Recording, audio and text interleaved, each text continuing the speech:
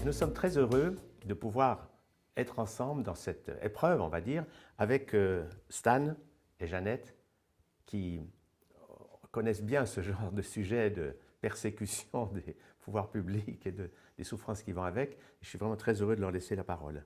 Ouais, merci, merci docteur. On est très honorés, vraiment très honorés de pouvoir passer ce petit moment avec vous deux. C'est un symbole très fort pour nous.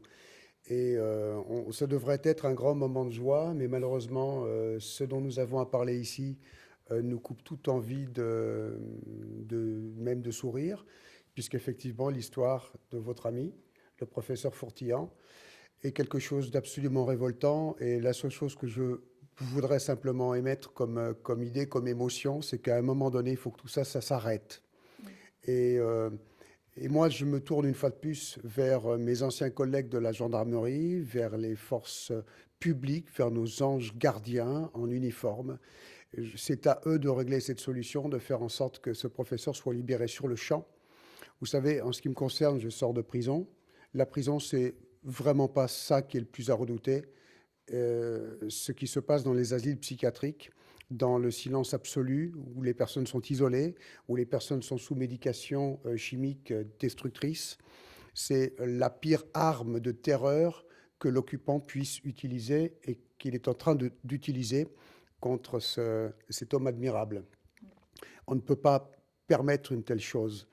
Voilà, je ne peux malheureusement pas faire autre chose qu'apporter mon soutien, ma voix, et encore une fois espérer que, ma foi, que les membres des forces publiques réagissent à ce scandale sans nom. Voilà. Euh, Jeannette. Ben, moi, je suis là pour apporter mon soutien aussi au professeur Fortillon, parce que, effectivement, comme Stan disait, il faut que ça s'arrête.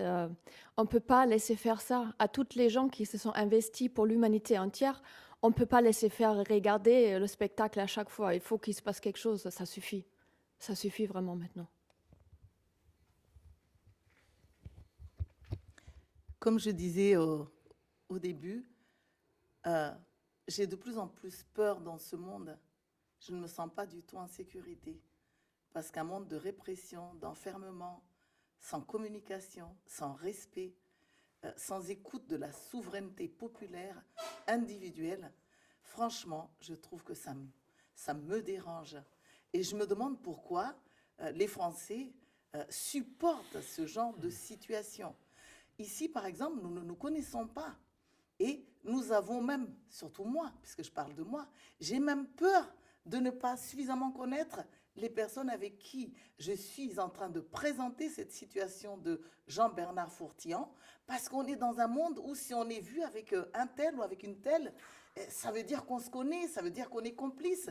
Ce n'est pas ça du tout qui nous réunit aujourd'hui. C'est notre cœur, c'est notre respect de la liberté humaine, c'est notre amour pour Jean-Bernard Fourtillan et notre sensibilité pour Marianne, sa femme.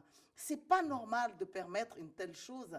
Il faut vraiment que ça s'arrête. Il faut que la France retrouve vraiment la fraternité, liberté, égalité, qui est le sigle. Parce qu'aujourd'hui, ça ne signifie rien. On a peur d'être en France. Moi, j'ai peur d'être en France.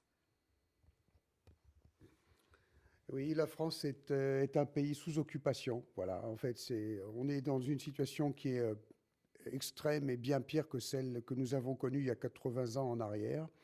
Et moi, je ne reconnais plus mon pays. Ce n'est pas mon pays, c'est un pays sous occupation. Le peuple est sidéré. Le peuple se soumet à toutes les terreurs possibles et imaginables. Et voilà, bon, il faut que ça cesse. Il faut que ça cesse. Et vraiment, j'espère que les gendarmes et les policiers vont recevoir ce message. Vraiment.